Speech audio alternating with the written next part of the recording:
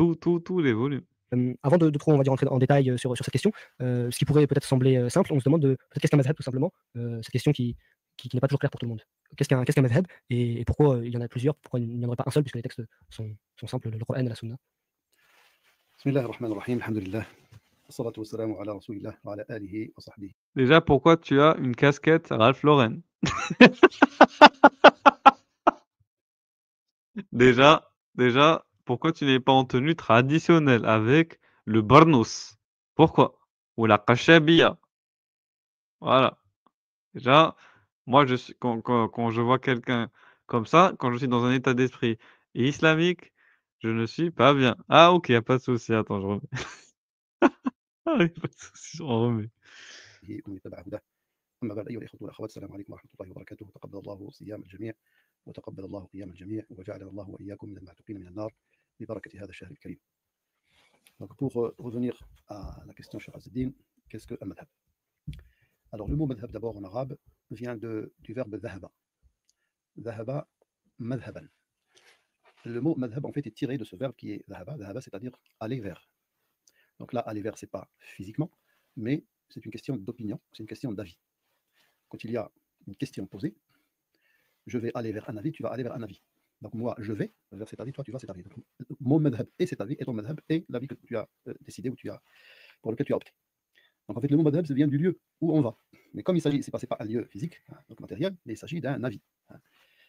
Et donc, le mot madhab, aujourd'hui, dans l'usage des fuqaha, quand on dit madhab, c'est une école. Alors c'est quoi une école? Bien sûr, c'est tout d'abord, la première chose, c'est l'ensemble des avis d'un imam, ou d'un docteur de la loi, ou d'un mujtahid. L'ensemble des avis, là, on appelle madhab. Ça veut dire que quand on a regroupé, par exemple, tous les avis de l'imam Malik dans tous les chapitres du fiqh de la jurisprudence musulmane, eh bien, l'ensemble constitue un madhab. Mais pas que, parce qu'un madhab, après, c'est aussi une méthode qui permet à ce docteur de la loi de déduire ou de tirer, à partir des sources, des résolutions à des questions qui se posent dans le quotidien, en matière religieuse.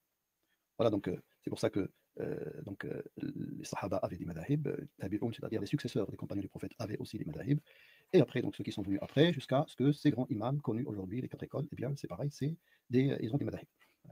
Donc c'est cet ensemble d'avis, compilés, regroupés, qui forment en fait cette doctrine malikite, ou cette doctrine hanafite, ou cette doctrine shafi'ite, ou cette doctrine hanbalite.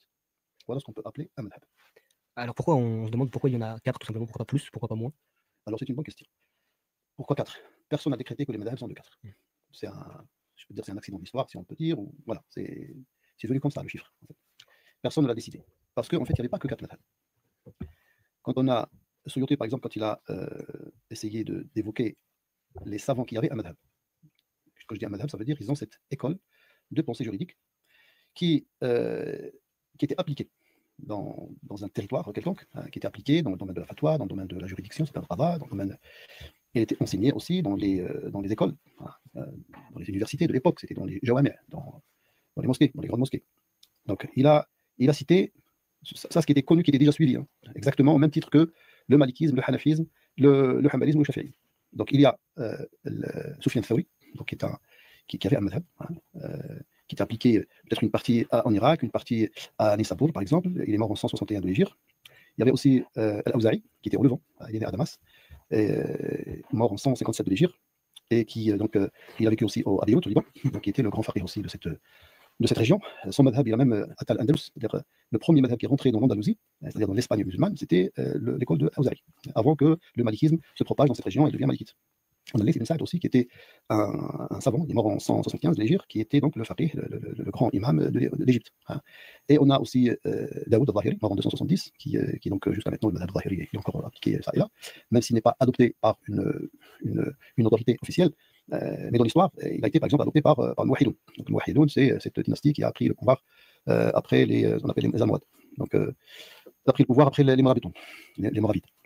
Après, on a Tabari qui avait un madhab, Ishaq ibn Rahoui, pour ne pas rester trop longtemps. On a Abu Thawr aussi, mort en 240, qui avait aussi un madhab qui était pareil, appliqué et suivi un certain temps. Ces madhabs-là, ils n'ont pas réussi en fait à résister. Parce qu'un madhab, pour qu'il résiste, il y a deux moyens pour qu'il résiste. Donc, ça veut dire avoir des disciples qui sont actifs, on va dire, qui peuvent donc enseigner, qui peuvent transcrire, regrouper tout ce qui a été écrit dans cette école, voilà, et l'enseigner, surtout le transmettre d'une manière continue. Il y a ça.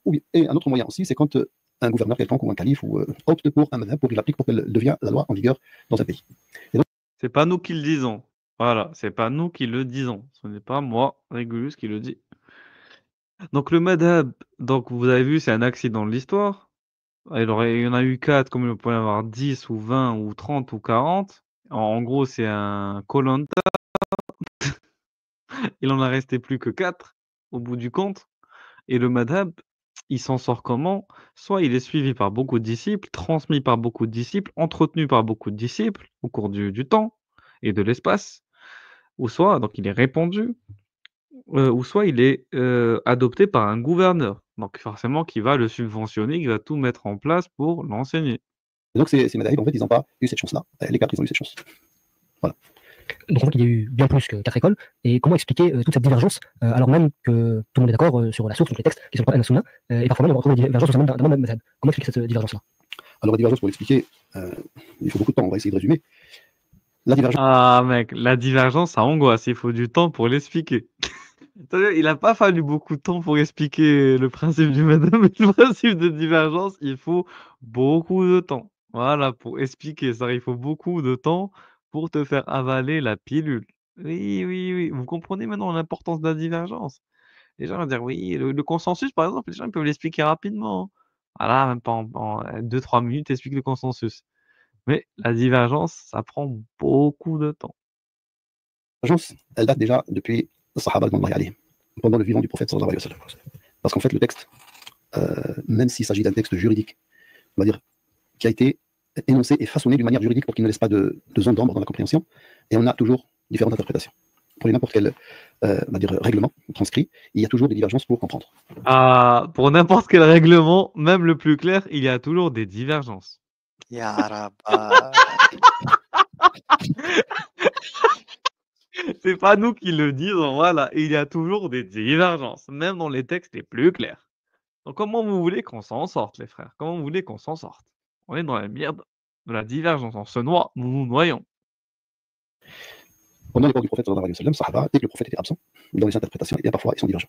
On a l'histoire des compagnons en route vers Bani Qurayza, le prophète leur a dit, celui qui croit en Allah et au jour du jugement dernier ne doit prier à qu'à Bani Qurayza. Okay. Sur le chemin, eh bien, une partie de ce groupe ont prié sur le chemin, et une autre partie ont prié une fois arrivé à Bani Qurayza. Chacun en fait a interprété de sa façon ce discours du prophète sallallahu alayhi wa sallam. Le prophète, quand il a pris donc connaissance de cette divergence, il n'a blâmé personne. Il a donné raison aux deux avis et aux deux groupes. C'est pareil pour d'autres cas aussi où le Sahaba était divergent et le prophète sallallahu alayhi wa sallam a approuvé donc, les deux avis. La divergence vient de plusieurs choses. La chose la plus frappante, dans le Coran utilise les termes polysémiques.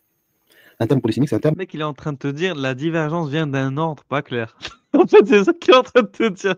Comme l'ordre est pas clair, forcément, il y aura de la divergence. Je sais pas si vous vous rendez compte à quel point c'est terrible, les gars. C'est-à-dire que, imaginons que vous êtes un colonel à l'armée. Vous êtes peut-être chef de service dans un hôpital. Vous êtes chef d'entreprise. Vous êtes manager.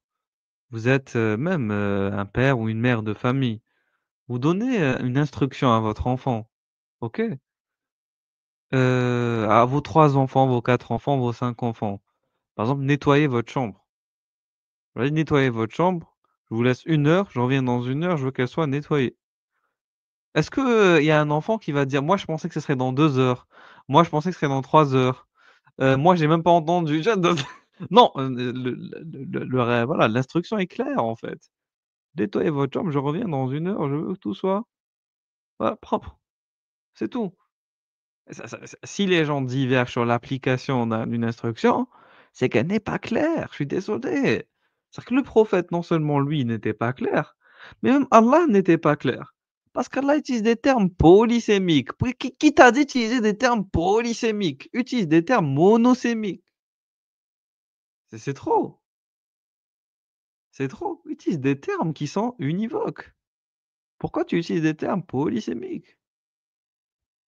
Qui a plusieurs sens. Ça veut dire que les gens qui ont produit cette langue, qui ont produit ce terme-là, ce vocable, hein, eh bien, ils lui ont donné 2 sens. Et ces 2 sens différents, et parfois c'est contradictoire.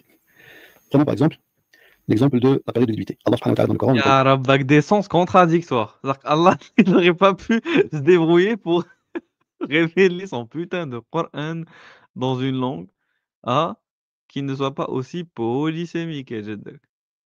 Merdique, merdique. Parce qu'on se retrouve avec des mots avec des sens contradictoires. Vous comprenez les frères? C'est ce genre de vidéo que vous devez regarder. Ce genre de vidéo. Pour comprendre la nature chaotique du droit islamique. طلقات يتربصن بأنفسهن ثلاثة قروء. Le mot قروء, singulier, قرء, veut dire en langue arabe période de menstru et en même temps veut dire période de pureté. Donc maintenant, est-ce qu'une femme divorcée doit observer une période de visibilité de 3 cycles de menstru ou 3 cycles de pureté? Eh bien, il y a divergence. Et cette divergence vient en fait du fait que le terme utilisé dans le Coran est un terme polysémique, qui veut dire les deux sens. Donc, cette divergence-là, Allah, il pouvait dire المطلقات يتربصن بأنفسهن ثلاثة أطهار أو ثلاث حيضات. Donc, il pouvait dire que les femmes divorcées doivent observer une période de visibilité de 3 cycles de menstru ou de 3 cycles de pureté. Et Allah l'a laissé comme ça. Les termes polysémiques dans le Coran, il y en a plusieurs. Et toujours, ils donnent toujours le sens à une divergence. Un terme, par exemple, dans le Bordeaux, le fait de passer les mains mouillées sur la tête, masharas, on a plusieurs avis. Un avis qui dit il faut faire donc le masah sur toute la tête, ça veut dire passer les mains mouillées sur toute la tête. Il y en a qui disent non, une partie de la tête suffit. Il y en a qui disent la moindre chose qu'on peut appeler masah, donc suffit, comme Shafi'i. Il y en a qui disent le un quart, il y en a qui disent le un tiers, il y en a qui disent le tiers. D'où vient cette divergence? Eh bien, parce que dans le Coran, c'est pareil. Allah subhanahu wa ta'ala dit dans Sourate Al-Maïda, Ya ayyuhalladhina amanu idha qumtum ila as-salati faghsilu wujuhakum wa aydiyakum min al-marafiq wamsahu bi ru'usikum. Le fait de rajouter le ba, cette lettre al-ba, et ben le ba c'est un terme polysémique qui veut dire la partition. Et parfois, c'est un rajout pour embellir le style. Et il a encore d'autres sens. Il peut signifier aussi la causalité. Donc là, en l'occurrence, il signifie soit. Ya Rabbak. Donc on a rajouté cette putain de lettre de bas. Elle a apporté des sens. Alors qu'à la base, mec, c'était juste pour faire une figure de style, pour faire classe. Pour faire classe. Et ça entraînait des problèmes juridiques. Tu vois la catastrophe, mec, la catastrophe. Et les gens ils disent c'est une mu'jiza, mec, c'est un miracle. Oui, c'est lié à la langue arabe qui était à l'époque merdique. Parce que la langue arabe de maintenant, elle a été standardisée, améliorée, cadrée, structurée. Voilà. Mais à l'époque, de la rédaction du Coran, de l'élaboration des manuscrits du Coran, du texte coranique, c'était chaotique. Une Chaotique. lecture divinatoire. C'est ça, réunis pêle-mêle, pêle-mêle, pêle-mêle. Donc vous comprenez les gars, juste pour embellir la lecture, on s'est retrouvé avec des problèmes, on sait même pas comment on se lave la tête. C'est terrible, c'est terrible, terrible, terrible, terrible. À la hâte, à la hâte. Soit on dit que c'est un rajout, donc il n'a pas de sens, on va dire qu'il y a une efficience sur la compréhension, soit on dit qu'il veut dire la partition. Il y en a donc qui l'ont pris pour un bain de partition, donc c'est comme si Allah a dit, passer les mains mouillées sur une partie de la tête. D'autres ont dit, il faut le supprimer, passer les mains mouillées sur la tête. Et donc passer les mains sur la tête, ça veut dire que c'est la tête entière. Sur une partie de la tête, cette divergence-là en fait revient à ce terme qui est polysémique utilisé dans le Coran. De là, les savants ont tiré une chose qui est importante, c'est que la divergence en matière de fiqh, c'est-à-dire tout ce qui concerne en fait l'acte cultuel. On ne parle pas de l'aqida, ça veut dire la foi, la croyance, le credo, mais on parle de ce qu'on appelle al-amal, ça veut dire l'acte du croyant.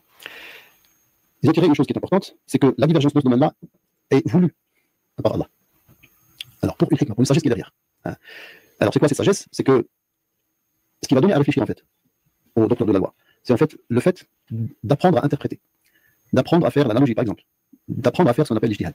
C'est les textes univoques en fait n'aident pas à former des gens qui peuvent avoir cette intelligence juridique, qui est une condition pour l'ijtihad, ce qu'on appelle al-malaka al-fiqhiyya. Donc cette malaka fiqhiyya qui est nécessaire. Pourquoi? Parce que le prophète, il y a du prophète, donc allez, un jour il va rejoindre Allah subhanahu wa ta'ala, et donc il n'y a pas de prophète après lui, donc il y a Nabi Abadi. Al-wahi, ça veut dire la révélation, et va prendre fin. Qui c'est qui va remplacer le prophète? Eh bien c'est ses compagnons. Et donc c'est comme si le Coran en fait leur apprend déjà, au moment de la présence du prophète, ça leur apprend comment faire l'ijtihad. Voilà en fait la sagesse qui est derrière cette volonté. Ah, donc voilà, les gars, il y a une sagesse. Il y a une sagesse derrière la divergence. C'est pour vous apprendre à réfléchir, à interpréter par vous-même. Donc c'est fait exprès, les gars, c'est fait exprès qu'on a utilisé tous ces termes polysémiques, ambigus, à interprétation aléatoire, et large, et complètement équivoque. C'est fait exprès, c'est pour vous donner matière à réfléchir, à interpréter. Comme ça, vous n'allez pas être comme des cons en train de suivre des règles à la lettre. Oui, les gars, c'est fait exprès. Il y a une sagesse divine transcendante, absolue, que vous ne comprenez pas. Et vous rigolez. Vous rigolez d'Allah. Oh, soyez maudits, ceux qui rigolez d'Allah. D'Allah. Voilà. Faut se mettre à la place de Dieu. Il a voulu que vous éleviez le niveau en interprétant ces textes aléatoires. Hasardeux. Divine que le Coran, en fait, utilise des choses qui donnent à réfléchir. Et cela, bien sûr, va aboutir à quoi? Il va aboutir à une divergence. Et après, la divergence, c'est quelque chose aussi, c'est une richesse. Il y a toujours un débat, il y a toujours. Donc, voilà d'où vient la divergence. Alors là, j'ai cité une seule cause de divergence. Après, vous avez les causes de divergence sont multiples. Vous avez le fait déjà d'interpréter parfois les termes en soi, parce que la façon dont un énoncé indique son sens, il y a plusieurs façons. Donc, on peut être divergent. Il y a divergence sur ce qui est implicite, sur ce qui est explicite. Est-ce qu'on prend l'implicite en considération? On ne le prend pas dans le Coran. Et ainsi de suite. Donc, il y a plusieurs. Après, quand on arrive à la sunna, c'est pareil. Il va y avoir une divergence. Ah, vous voyez les gars, donc quand on parle d'explicite et d'implicite, déjà eux-mêmes ils savent pas de quoi il s'agit. Déjà ils sont perdus. Est-ce qu'on prend l'implicite? Est-ce qu'on regarde ce qui est explicite? Qu'est-ce que l'explicite? Il y a divergence sur ce qui est explicite. Il y a divergence sur ce qui est implicite. Est-ce qu'on prend l'implicite? Les gars sont perdus. Il y a des divergences sur tout et n'importe quoi. Et vous venez me dire que c'est cette religion est facile à comprendre, qu'elle a la réponse à tout. Pas du tout et pas du tout. Il y a au contraire, il y a aucune réponse. Tu dois deviner la réponse toi-même. Déjà sur le hadith, est-ce que ce hadith-là est recevable ou pas? Il peut être recevable chez les uns mais pas chez les autres. Et après, c'est pareil. Putain, voilà, un hadith est recevable chez les uns mais pas chez les autres. Vous comprenez l'embroglio dans lequel on se trouve, les gars? L'embroglio dans lequel on se trouve. On est perdu dans un labyrinthe. Aidez-nous à sortir de ce putain de labyrinthe jurisprudentiel. Ce labyrinthe hadithique. On n'arrive plus à s'en sortir, les frères. Et donc l'interprétation de ce qu'on appelle le du hadith, c'est pareil, ça peut donner donc ça peut conduire à une divergence. Après, quand on part à l'ijma', c'est-à-dire le consensus, est-ce que le consensus est, sur cette question est vraiment un consensus ou pas? Il peut y avoir une divergence. Dans l'analogie, c'est pareil, donc est-ce que sur cette question, on peut la rapprocher par analogie à une telle question ou pas? Donc là, il y a une recherche sur ce qu'on appelle la cause, sur légis, ou la illa. Et là, on peut être divergent. Il y a déjà une divergence sur la recevabilité de qiyas. Est-ce que vraiment le qiyas a une valeur probante ou pas? Putain. Voilà, tout est sujet à divergence. Tout est sujet à divergence. Donc, vous comprenez? Donc, on ne sait même pas si on doit recevoir le qiyas. S'il y a qiyas, est-ce qu'on doit l'utiliser ou pas? L'ijma', il y a divergence dessus.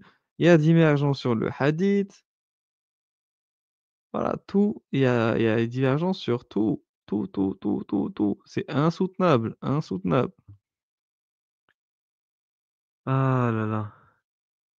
Donc, il y a aussi des divergences. Et c'est pareil pour toutes les autres sources. Donc, il y a des sources qui sont déjà, on va dire, sont considérées comme des sources, ce qu'on appelle l'adilla ou l'usul ou al-masadir al-mukhtalaf fiha. C'est-à-dire, on a des sources qui ne font pas l'unanimité.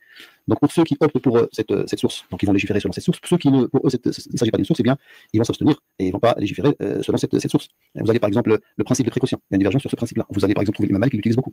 Trouver Shafi'i, par exemple, l'utilise vraiment rarement. Il l'utilise que dans les cas où le législateur lui-même, c'est-à-dire le prophète, l'a utilisé. Ou Allah subhanahu wa ta'ala dans le Coran a utilisé. Donc, mais il n'extrapole pas. Il se tient à ce qui est textuellement donc énoncé en matière de précaution. Mais ce principe de précaution, si vous allez par exemple chez les Malik, même chez les Imam Ahmed, vous allez trouver qu'il le prend partout, dans tous les domaines, c'est-à-dire dans tous les chapitres différents. Donc en fait, c'est une question qui est très très vaste. Et en fait, ce qu'il faut retenir, c'est que l'irtilaf, c'est pas un hadith ça, mais l'irtilaf, c'est une richesse, c'est une rahma, vraiment une rahma. Je peux citer plein d'exemples. Par exemple, un petit exemple des Shafi'ites, par exemple, qu'est-ce qu'ils font dans le tawaf? Déjà, Pour Shafi'ites. ça c'est ce qu'il dit, mais Ibn Hazm n'est pas d'accord. Ah, il te dit qu'au contraire. Au contraire, l'irtilaf, c'est un problème. C'est un problème. Ce n'est pas une miséricorde. Parce que sinon, ça voudrait dire que le consensus est un fardeau. Donc, il faut choisir. Soit le consensus, c'est bien, soit l'irtilaf, c'est bien. On peut pas les deux sont mutuellement exclusifs. Il ne peut pas être les deux bénéfiques. Il faut choisir, Harry. Il faut choisir. Tawaf, il faut avoir les ablutions pour faire le tawaf de Kaaba. Les Shafi'ites, pour eux, si un homme touche une femme même comme ça, qu'elle soit son épouse ou quelqu'un d'autre, il a perdu son tawaf. Donc, tawaf, on se donne la main quand on est un homme et une femme, ils se donnent la main pour faire tawaf avec sa femme, pour qu'il ne perde pas sa femme, il est obligé de se donner la main, par exemple. Donc il n'a pas le droit. Sinon, il va perdre ses ablutions. Parfois, on se touche, les pieds se touchent, par exemple, quand il y a trop de monde. Donc, on ne sait pas qui on a touché et tout ça. Donc pour les Shafi'ites, c'est un grand casse-tête en fait pour faire tawaf selon le Shafi'i. Que dit les. Mec, c'est terrible. Tu fais pèlerinage, t'es Shafi'i, t'es en mode, tu dois esquiver, mec. Tu dois faire la permutation. Tu dois faire comme Minato, le flash, l'éclair jaune de Konoha. Tu dois être en mode speed, esquiver tout le monde. Pendant le tawaf, pendant la circambulation autour du cube, autour de la Kaaba.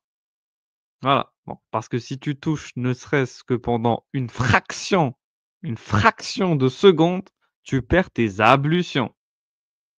Voilà, ils disent, pour cette question-là, eh bien, prenez l'avis des Malikites. Parce que pour l'avis des Malikites, en fait, l'attouchement, quand il n'y a pas de. C'est un attouchement qui est tout à fait normal, il n'y a pas de. Ça annule pas les ablutions. Donc, vous voyez, il y a des avis déjà, on trouve des solutions. Donc, on va prendre un avis malikite pour se sortir du pétrin. Pour se sortir du pétrin. Donc, c'est ça le truc, les frères. Vous faites des règles de merde et après, vous appelez vos frères à l'aide. Allô, Malik, aide-moi. Aide-moi. Je suis dans la merde. Aide-moi, s'il te plaît. Est-ce que tu aurais un avis qui peut m'arranger? Oui, Harry. Qu'est-ce que tu veux? Mec, c'est ta Voilà folie. tes règles, T'imagines le gars, vas-y. il a une méthodologie, mais à la fin, il te dit c'est trop hard, c'est trop dur. Je prends l'avis de l'imam Malik. C'est plus simple. Mes frères, deviens malikite dans ce cas-là, je comprends pas. Bah oui, c'est ça le Oh, je problème. reste shafiite et je prends l'avis de l'imam Malik. Les Hanbalites sont dans la même merde, mec. Ils n'ont même Merde. pas de usul. Ils n'ont même pas de usul. Et vous nous parlez des Hanabila, mec. Je suis choqué. Hors sujet. Hors sujet. À un problème qui peut. Il y a un grand haraj, un grand gêne, en fait, de dire à quelqu'un à chaque fois que tu as annulé son wudu en le touchant comme ça, une femme, eh bien, tu dois sortir de cette foule pour aller faire les ablutions, puis revenir pour reprendre ta waf. C'est trop difficile. Maintenant, je vais pour ces éclaircissements. On comprend mieux donc cette richesse-là dans la divergence et cette différence de méthodologie, comme vous l'avez expliqué. On pourrait se demander peut-être un cas plus concret. C'est pas donné à tout le monde d'étudier des dizaines et des dizaines d'années, mais pour un musulman, dans son quotidien, en fait, est-ce qu'il lui appartient à lui de faire ce travail d'interprétation-là, que faisaient les sahaba par exemple sur telle question, et donc de choisir tel ou tel avis, ou bien non, il est plutôt invité à se contenter de suivre une méthodologie, donc un imam, une école, dans sa vie au Donc quotidien. là, est-ce que tu veux dire la personne lambda, ou tu parles des gens qui sont dans l'instruction, dans la BM et tout ça? Un musulman lambda dans son quotidien. Parce que c'est pas pareil. En fait, si on commence par le musulman lambda, en fait, quand on dit je suis un musulman lambda, je dis moi je suis maliki, ou je suis shafi'i, je suis hanafi. Ça, c'est un Ouais. Il te parle des étudiants sur Islamique Abou aussi, mais perdu, mec. De quoi il nous parle? Abou aussi, mais perdu. Les Ashab sont perdus. Les frères, hein, qui nous appellent sont perdus. De quoi il nous parle? Mec, dans les pays, hein, la aqida n'est pas enseignée. De quoi il nous parle? Yes. On va De quoi écouter ce vous, qu'il veut dire. de quoi vous nous parlez, monsieur De quoi, Laribi? de quoi vous nous parlez? S'il vous plaît, invitez-nous, invitez-nous. but de langage. Une personne lambda ne peut pas être ni maliki, ni shafi'i, ni hanafi, ni quoi que ce soit. Celui qui peut être qualifié d'un madhab, en fait, c'est les savants qui sont formés dans cette école. Et parfois même les gens les muqallidoun, ça veut dire les imitateurs. Ceux qui n'ont pas pris les règles, même si on a pris l'ensemble des règles de ce madhab, on n'est pas pour autant maliki. Quand est-ce qu'on devient un vrai, on mérite vraiment ce qualificatif? C'est quand on devient quelqu'un qui a cerné la méthode dans telle ou telle école. Alors ceux qu'on peut qualifier de malikites, ou de hanafites, ou shafi'ites, ou hanbalites, en fait, c'est ce genre de savants. Parce qu'en fait, c'est eux qui peuvent, en fait, comprendre comment. Ya Rabba, c'est-à-dire que même un mec lambda, il peut pas se qualifier de mec. Parce que c'est trop compliqué, il y a trop de khalota, mec. Il faut être un savant. Il faut Oui, être il un faut avoir savant. plusieurs. En fait, il faut être. C'est pas un savant, en fait. Il utilise des mauvais termes, en fait. Il faut être un pirate, mec. Tout simplement. Une fois que tu as compris les hila, comment t'en Ouais, sortir, oui, oui. etc. Une fois que tu as compris comment tout ça, ça fonctionne, on peut te dire, voilà, tu as tel qualificatif. Et en fonction Ah, de si t'es hard ou pas, tu vois, être, si t'es un peu, voilà, un peu branché hadith, on va te donner un petit diplôme, tout ça, tu vois. c'est Si tu sûr. connais beaucoup de qira'at comme Abu Muslim, on va te donner, tu vois, tranquille. Ouais, ouais. Il n'y a pas de Exactement. souci, frère. Pas de souci. Ya De toute Rabba. façon, l'ijtihad est collectif. Ah oui, maintenant c'est collectif, c'est bon. C'est plus comme Donc avant. tout ça, ça ne sert à rien. Ça ne sert à rien. Voilà. L'imam de cette école est arrivé à cette résolution. Et parce que c'est ces disciples-là qui vont continuer après l'imam. Et c'est ce qui s'est passé dans toutes les écoles. On va trouver que les grands disciples de l'imam Malik, c'est eux en fait qui ont continué après l'imam Malik. Parce qu'il faut savoir une chose. Les questions posées à l'époque de Malik. Voilà. Oui, d'accord, Malik, donc il a donné ses résolutions. Mais après l'imam Malik, il y a eu beaucoup de questions qu'on a posées, que la vie a posées aux êtres humains, on va dire aux croyants, et il fallait donc des résolutions. Comment on les résout ces questions? Si on n'a pas appris la méthodologie malikite pour répondre à tout événement ou tout ce qui peut survenir comme question, qu'on appelle nawazil, eh bien on ne peut pas. L'école en fait elle va prendre fin. Elle va s'arrêter avec l'imam Malik. Donc en fait les vrais malikites c'est ceux-là. Ce sont les savants. Alors maintenant pourquoi on dit que telle personne, on dit par exemple que les maghrébins c'est des malikites, les turcs c'est des hanafites, une grande partie des égyptiens c'est des shafi'ites, et ainsi de suite. En fait ça c'est parce que ces populations suivent les savants de ce madhab, qui est en fait le madhab le plus répandu dans ce pays, par exemple, ou bien c'est le madhab qui a été adopté par l'autorité politique qui gouverne en fait ce pays. Si vous prenez par exemple un pays comme le Maroc ou l'Algérie, ils ont des moudouana. Donc ces Mudawwana, vous allez trouver qu'ils ont fait le choix de suivre l'école malikite. Et c'était comme ça dans toute l'histoire. Donc un madhab, quand il s'installe dans une région, c'est parce qu'en fait, il devient la loi en vigueur dans cette région. Donc ça veut dire quand on veut se former pour être un juriste, pour être un enseignant, pour être un mufti, pour être un qadi, un juge, on est obligé de se former dans cette école. La personne lambda, à la base, madhabuhu madhaban aftah. Le madhab d'une personne lambda est le madhab de la personne qui lui fait la fatwa, qui lui enseigne les règles. C'est ça en fait la base. On est une personne lambda, je deviens malikite, c'est parce que dans mon pays, il n'y a que des malikites qui font la fatwa. Donc tout est réglé selon l'école malikite. Et donc, voilà, comment dire, par la force des choses, je deviens malikite. Mais s'il se trouve que je déménage et je pars dans un autre pays, eh bien, je vais trouver des savants qui sont d'une autre école. Et l'ami, donc lui, quand il va arriver quelque chose et il pose une question, il va verser ses savants et ils vont lui répondre selon leur madhab à eux. Et donc, il va changer de madhab, tout simplement. Sans qu'il le sache, parce que lui, en fait, il ne connaît pas sur quoi on s'est basé, il ne connaît pas les références, les dalils, il ne connaît pas la méthode. Il va poser sa question à un savant dont il fait confiance dans son savoir, et bien, il va lui répondre, et Allah ne lui demande pas plus que ça. L'ami, on lui applique le verset qui dit si vous ne savez pas, demandez à Al-Dhikr. Al-Dhikr, c'est qui? C'est les savants. Et les savants. T'imagines, par exemple, il y a un mec qui vit toute sa vie au Maroc ou en Algérie, il part en Turquie, il pose des questions à des imams turcs, à des muftis turcs, et il prend même pas conscience qu'il est en train de changer de madhab. On n'a même pas besoin de lui dire. C'est un délire, c'est un délire. Après, il va, je sais pas, il va partir en Égypte, il va poser des questions à des shafi'ites. C'est un vrai délire, mec. T'es un mec de la Amma, t'es un mec de la masse, tu n'as pas besoin de savoir. Tais-toi et apprends. Demande. Et puis tais-toi et écoute. Comme a dit l'autre, taisez-vous, faites ce qu'on vous dit. Taisez-vous, faites ce qu'on vous dit. Sujud rukwa. Et si je suis un Hanbalite et je suis dans un pays où il n'y a pas de Hanbalite, Allah ne m'a pas demandé d'aller dans le pays où il y a le Hanbalisme pour poser ma question. Non, ça ne se passe pas comme ça. Et surtout pour tout ce qui est règles juridiques qui régit en fait les relations humaines. Dans le monde musulman, en général, tout ce qui concerne la famille, par exemple, le mariage, le divorce, l'héritage, tout ça, en fait, l'État en place a fait le choix de suivre un madhab. On ne peut pas le dire, par exemple, devant un juge qui va me juger sur un problème de divorce ou sur un problème de mariage. On va lui dire, écoute, moi je suis Hanbali ou je suis Hanafi, tu ne peux pas m'appliquer l'école malikite, ou la vie des malikites. Ça ne se passe pas comme ça. Là, c'est un madhab qui est devenu, en fait, une mudawwana, qui est la loi en vigueur, qui va régler, en fait, tout ce qui est domaine du droit privé, essentiel, ou une partie, en tout cas, du droit privé, qui est régi par l'enseignement tiré par les articles de loi qui sont tirés de l'école malikite, par exemple, quand il s'agit des pays du Maghreb. Voilà donc ce qu'on peut dire sur une personne lambda. Maintenant, pour quelqu'un qui est Talib Ilm, c'est un chercheur. Donc, un chercheur, il commence déjà élève, tout petit, donc il commence. Là, c'est pas pareil.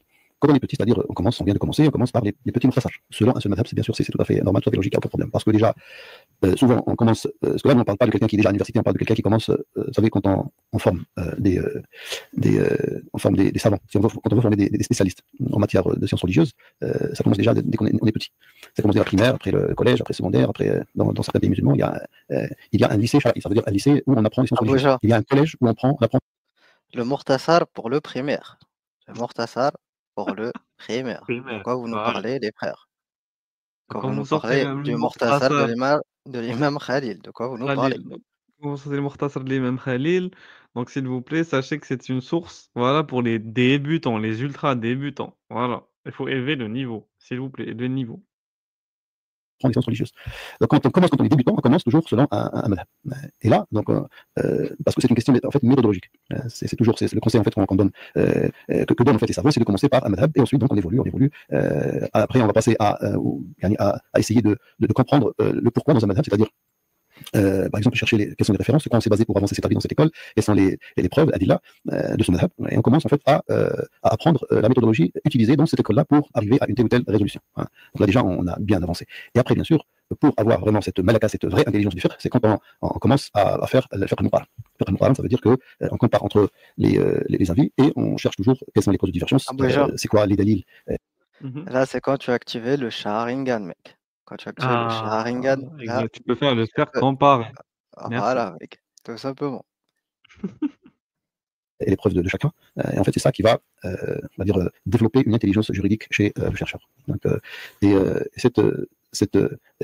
Arabi dit dans un livre, je ne rappelle plus le livre, ça veut dire celui qui n'a pas étudié la divergence entre les savants, il n'a pas senti l'odeur du fiqh. Ah, tu n'as pas senti l'odeur du fiqh tant que tu n'as pas étudié la divergence. C'est pour ça que Taïg Ramadan, il voulait sentir l'odeur du fiqh, mec. Voilà, les manuscrits, mec, du Moyen-Âge. Oui, mec, oui.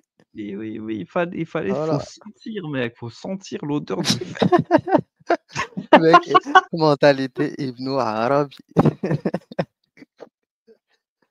Ah, c'est trop, c'est trop. Oui, donc les gens, ils parlent de consensus légal. Le consensus, c'est fait pour les débutants, mec.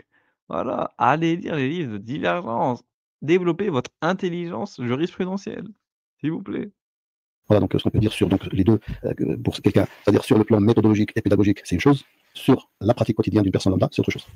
Vous avez parlé d'États, de juges, notamment les pays du Maghreb, la Turquie. Aujourd'hui, dans un contexte européen, un contexte français pour nous, justement, comment se placer par rapport à ça? Vous avez dit donc le mazhab d'une personne lambda, c'est celui de la personne qui le questionne. Donc il faudrait se référer donc, à nos imams dans nos villes, puisque nous, on vit dans un pays laïque, on n'a pas forcément ce repère-là de la part de l'État. Oui. Alors, dans un contexte comme le nôtre, on ne peut pas dire que les Français sont des malikites, ou sont des hanafites, ou shafi'ites, ou les musulmans français sont de plusieurs origines, plusieurs cultures aussi, et cultures religieuses aussi, c'est pareil. Donc comment il se déroule le mariage chez des Maghrébins ou chez des Turcs, vous allez trouver que c'est pas pareil, même parfois la cérémonie religieuse, sur certaines conditions dans le mariage religieux, et ainsi de suite. Et c'est pour ça qu'en fait, dans un contexte comme le nôtre, et en Europe en général, on ne peut pas s'attacher à un seul madhab. C'est parce que d'abord on a un contexte qui demande vraiment de l'ijtihad, il demande vraiment parce qu'on a toujours des questions nouvelles.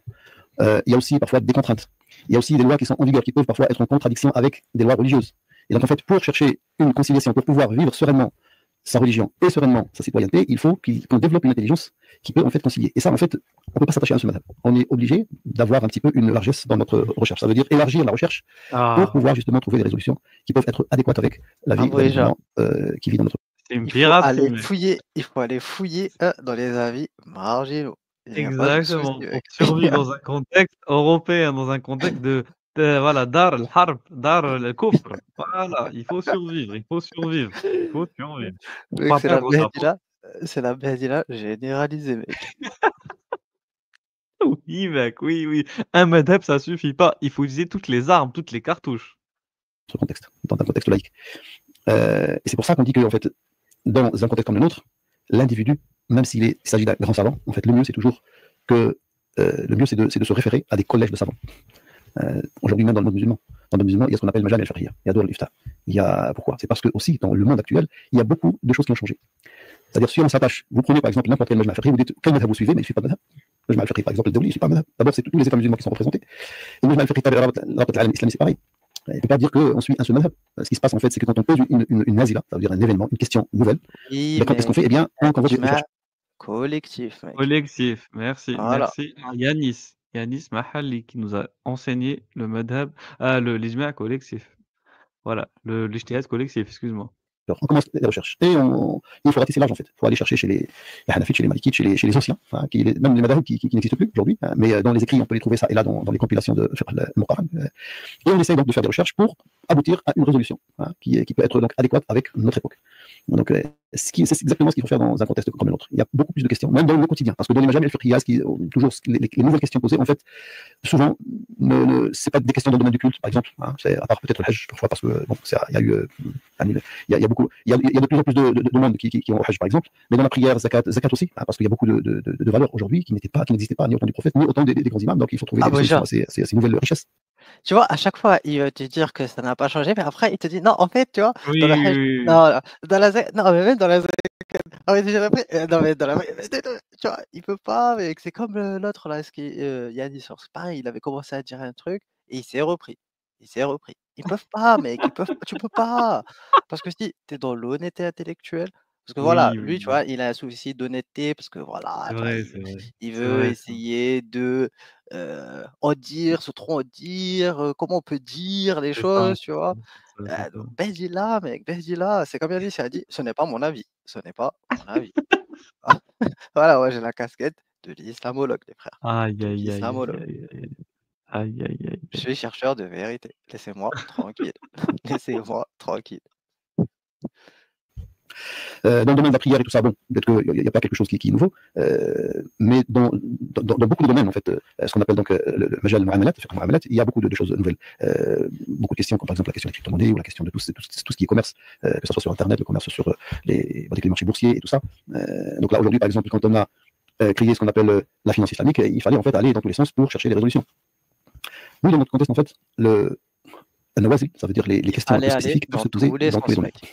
dans le domaine culturel, dans le Exactement. domaine de la famille, dans le Voilà. domaine du Dans tous les domaines, dans tous les sens. Dans tous les domaines, dans tous les sens. mariage, dans le domaine du divorce. Et pourquoi je dis ça, c'est parce qu'en fait, il y a ce contexte, en fait, on vit dans un pays, on est citoyen dans un pays où il y a des lois en vigueur, donc on ne peut pas être au porte-à-faux par rapport à la loi. Un musulman qui est citoyen dans un pays doit respecter les lois de ce pays. Et donc, ça peut être une contrainte pour lui. Donc, dans certains domaines, eh bien, comment lever cette contrainte? Eh bien, c'est là où il faut faire de l'ijtihad. Et cet ijtihad-là, du moment Il faut lever la contrainte, mec. Voilà pourquoi on va dans tous les sens, dans tous les Oui, domaines. Pour pour lever lever la la contre, contrainte. tiens la bague. C'est une On angoisse, pète, mec. on pète les verrous, mec. Oui, mec, c'est là. Berdila généralisé. On va dans tous les sens. On va Yes, fouiller mec. dans tous les recoins, dans tous les avis, même les plus marginaux, mec. Dans toutes les divergences, dans toutes les polysémies, mec. S'il y a un bas ou un da ou un je ne sais quoi, mec, on va l'utiliser. Oui, mec, Exactement. oui, Oui, oui, oui, oui. oui, oui, oui, ça. Le moment texte qu'il est n'est pas compliqué, explicite. le mieux, c'est Voilà. Oui, oui. Même ce qui est explicite, on va le rendre non explicite. Il n'y a pas de souci. Faut réussir à y arriver. Ne vous inquiétez pas. qu'il se fasse Aïe, par aïe, des aïe. collèges, c'est-à-dire ce qu'on appelle des conseils théologiques, ou comme par exemple le Conseil européen de la fatwa, Voilà, ijtihad qui est un conseil collectif, mec, européen. tout simplement. Conseil Ijtihad européen collectif. de la fatwa. Même en Europe, on le fait. Ijtihad collectif. Alors pour le Conseil européen, il a déjà fait un grand travail. Alhamdoulilah, il y a une grande compilation de travail du Conseil européen de la fatwa. Mais en fait, même le Conseil européen de la fatwa ne suffit pas, parce qu'il y a des questions qui sont spécifiques à la France, qui ne se trouvent pas, par exemple, pour les musulmans de Grande-Bretagne ou d'Irlande ou d'Allemagne. Donc c'est pour ça que, normalement, dans chaque pays européen, on doit avoir ce genre de conseils qui font ce travail-là. Donc, en fait, comme conseil, ces éclaircissements qui nous aident beaucoup à comprendre cette notion. Donc, vous avez parlé d'ijtihad. Est-ce que vous pouvez essayer de, comment dire, le définir, vous pouvez le traduire, mais vraiment le définir un peu concrètement, et peut-être nous expliquer justement qui peut en faire usage, quelles sont les conditions pour arriver à cet ijtihad-là? N'importe quelle résolution dans le domaine de la jurisprudence, elle émane de deux ijtihad, deux sortes d'ijtihad qui sont complètement différents. D'abord, il y a un premier ijtihad, c'est l'ijtihad, ce qu'on appelle l'ijtihad d'inférence, l'ijtihad de l'istinbat. Ça veut dire c'est cet effort intellectuel fourni par le docteur de la loi qui permet de déduire une règle à partir d'une source. La source qui est Coran, Sunna, l'ijma, le consensus, ou le qiyas, l'analogie, ou autre source. Donc ça, c'est un ijtihad dont les règles sont fixées dans cette matière qui s'appelle usul al-fiqh. Quand on étudie usul al-fiqh, en fait, on étudie les bases ou les règles, ou l'ijtihad, l'ijtihad de l'istinbat. Le deuxième ijtihad, c'est un ijtihad d'application.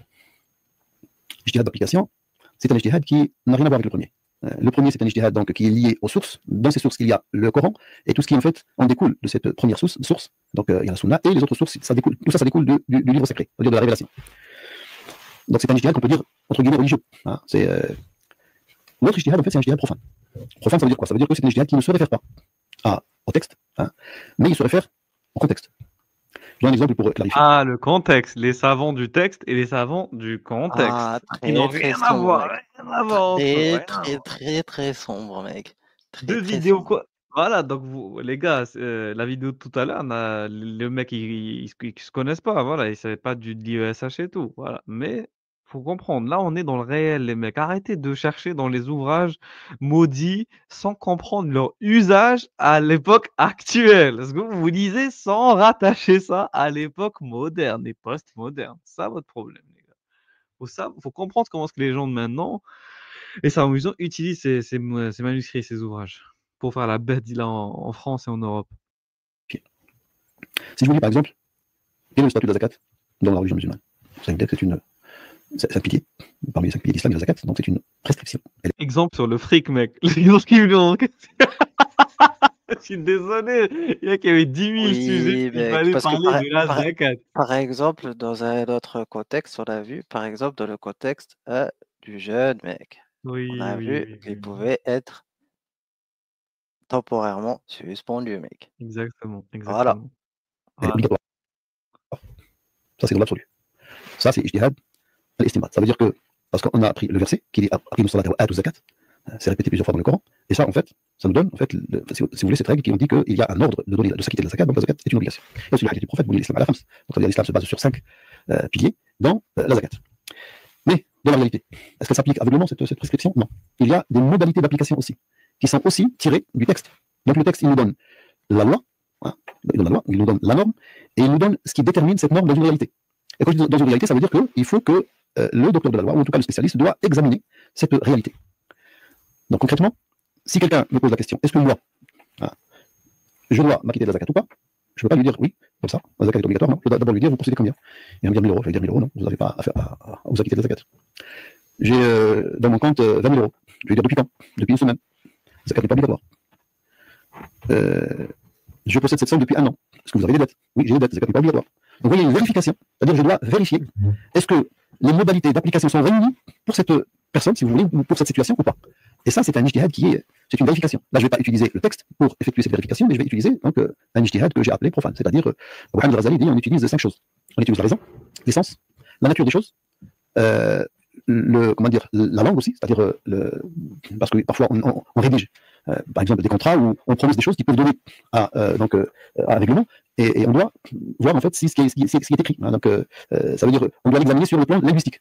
Et il y a aussi l'usage. Donc, ces 5 choses qu'utilise la personne qui procède à cette vérification, qui procède à cet ijtihad, hein, ces 5 choses-là, en fait, c'est des choses, c'est une appréciation humaine.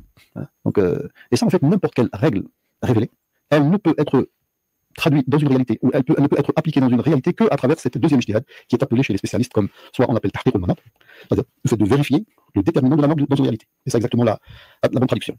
Ou bien, il y en a qui appellent aussi, comme Shatibi par exemple, il l'appelle ijtihad al-tanzil, donc l'ijtihad d'application. Voilà, donc ce que c'est ijtihad. Il y a d'autres formes d'ijtihad, mais le plus important en fait c'est ça. Donc il n'y a pas un seul ijtihad, il y a 2 ijtihads qui sont différents. Le deuxième ijtihad demande une compétence bien particulière, c'est-à-dire il faut connaître les sources, les textes et tout ça. Ce deuxième ijtihad en fait, il demande à être compétent dans ce qu'on appelle le contexte. Alors, la chose qui est devant vos mains en fait, il peut être, on peut faire recourir par exemple à un spécialiste quand il s'agit d'une question qui touche la médecine par exemple, ou qui touche n'importe quel autre domaine, eh bien on peut faire appel au domaine scientifique éventuellement. Donc, vous avez par exemple un phénomène social, sociétal, il a besoin d'être analysé par des spécialistes pour pouvoir donner une résolution pour un problème sociétal, par exemple. Et ainsi de suite. Donc, voilà, l'ijtihad, à peu près, en résumé, c'est ça. Vous avez également cité plus tôt donc le Conseil européen de la fatwa et des recherches dont vous faites partie. Justement, dans l'émission de ces fatwas, quel rôle ces 4 écoles, donc ces différents mazahib, jouent-ils pour influencer, guider ces recherches-là?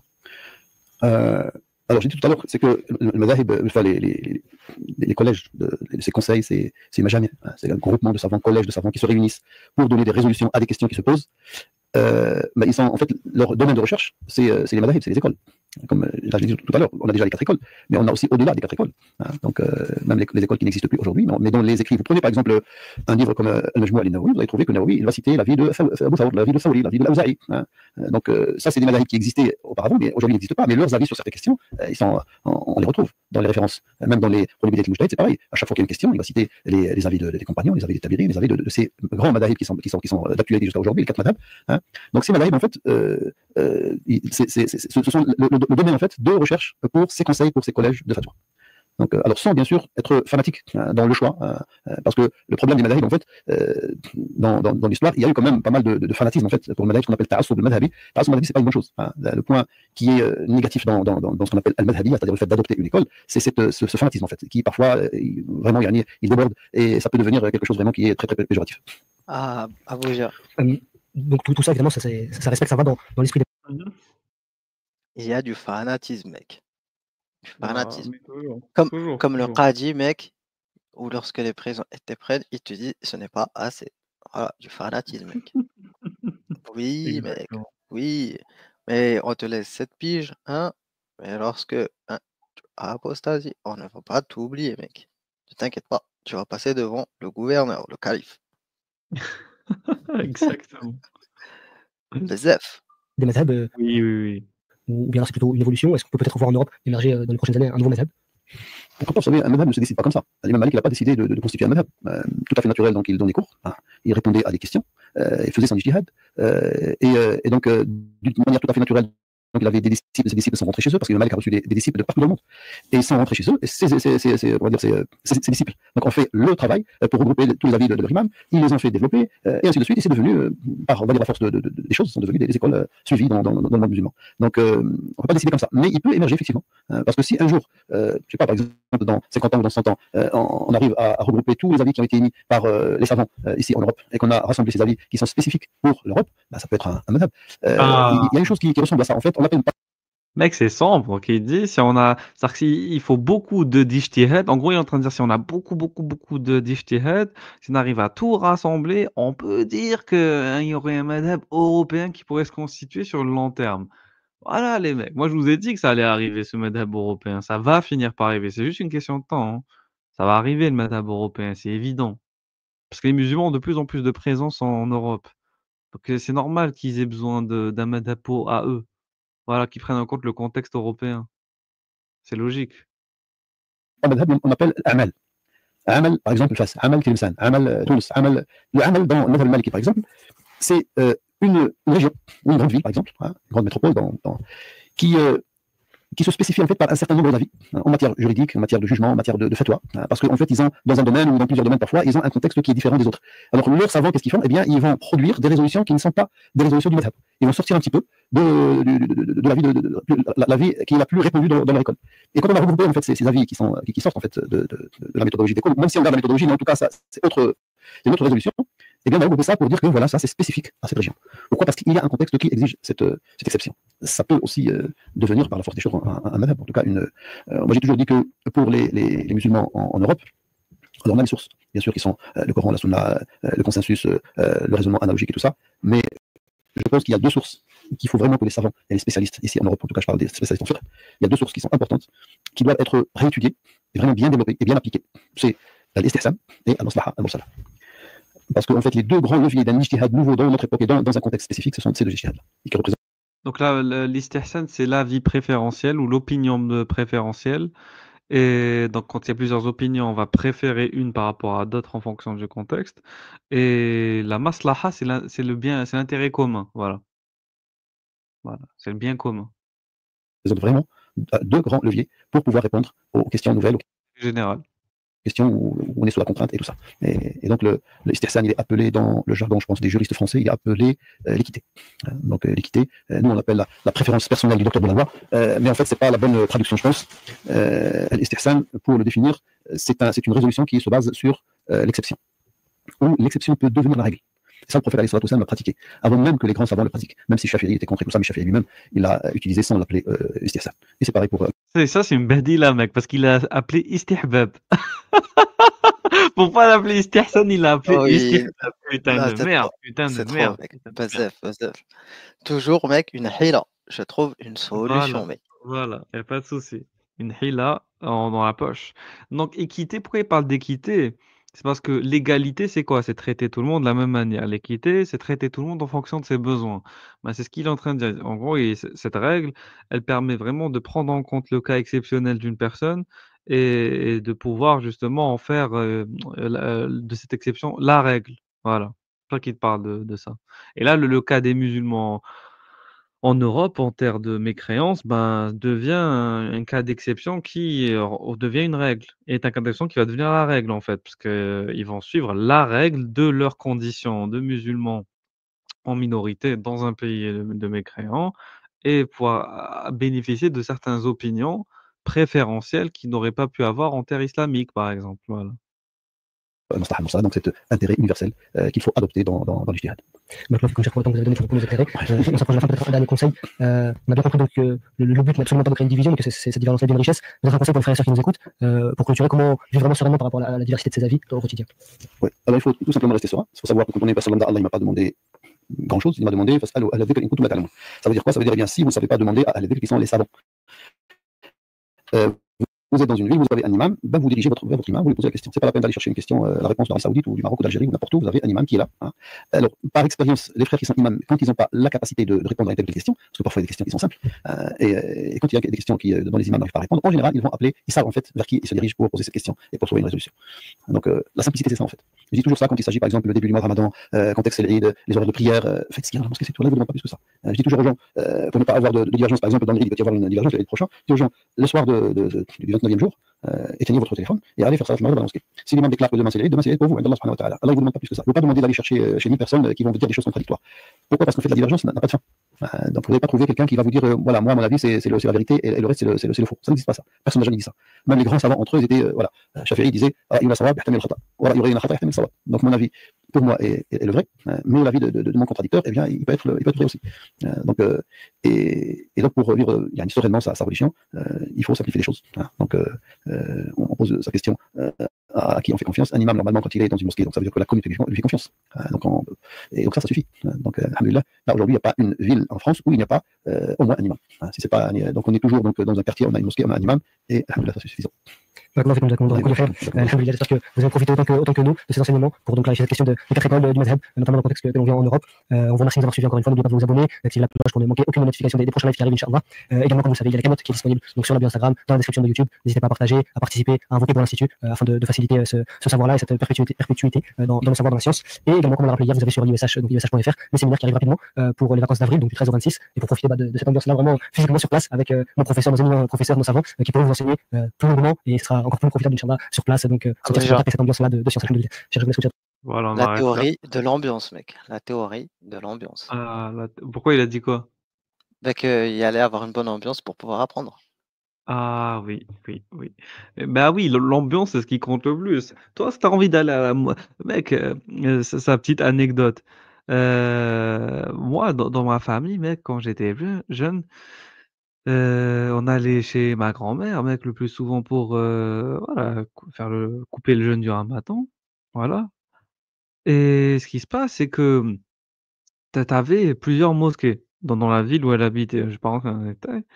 Et du coup, il y a la mosquée vraiment à côté de chez elle et il y a, une mosquée plus loin. Bah, on préférait aller à la mosquée plus loin parce qu'il y avait une meilleure ambiance, un meilleur imam. Ah!